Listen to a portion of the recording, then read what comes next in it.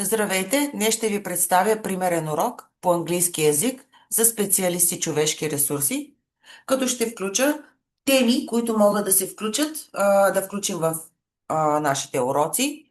Примерен урок, а също така и домашна работа, която представлява автентичен имейл във връзка с ползите, с правата на работещите жени и тяхния отпуск по бременност и раждане. Нека да видим първо примерните теми. Те включват ролята на човешките ресурси, техните принципи, умения, числа, различни видове позиции във фирмата, служители, как да намерим кандидати, апликейшени, резюмета и cover letters, полицейски и други проверки преди назначаване, интервю, ограничаване на кандидатстващите, предложения на работа, ориентация, вече когато е започнал човека, тренинг на човешките ресурси и кариери в човешките ресурси. Също така оптимален брой на персонала, наръчници, договори, бенефити, ползи, payroll ЕТРЗ, видове отпуски, задържане на персонала, компенсация. Тук виждате има evaluations, оценка на работата, dismissal, уволняване и layoffs, друг тип уволняване.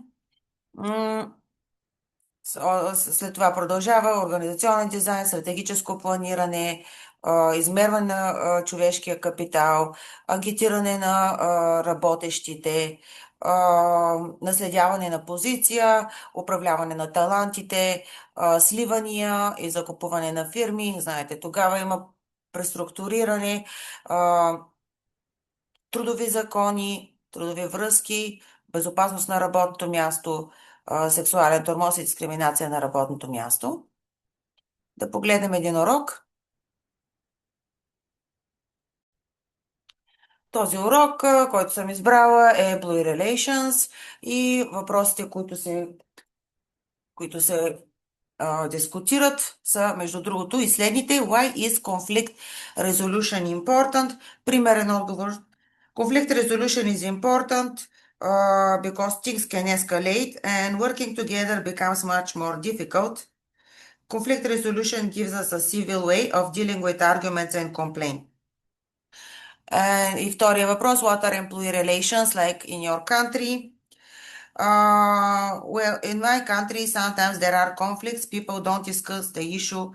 Instead, they talk poorly of their bosses with other employees and friends. Employers sometimes talk with employees about another employee's flaws.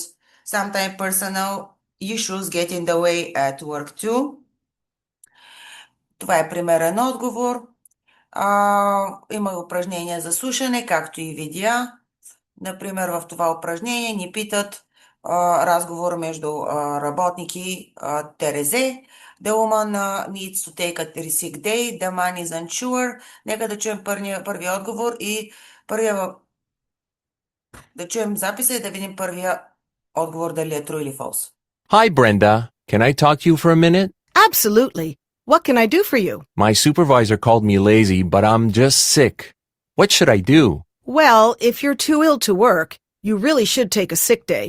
I may have to if I don't start feeling better. Okay, so that makes it false because the man may take a sick day if he doesn't feel better.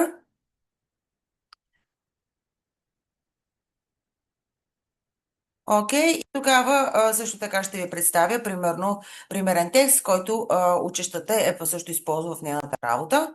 Тук е поправения текст. Okay, about maternity rights that are regulated by Labor Code and Social Security Code. Women can use up to 410 calendar days of maternity leave. During the maternity leave, the employee receives 90% of the average daily remuneration. Окей, и съответно стъпките как се кандидатства. Тя направи наръчник за нейните служители. Това е всичко за днес. При интерес и запитвания, моля, пишете на eslforpros@gmail.com. Приятен ден!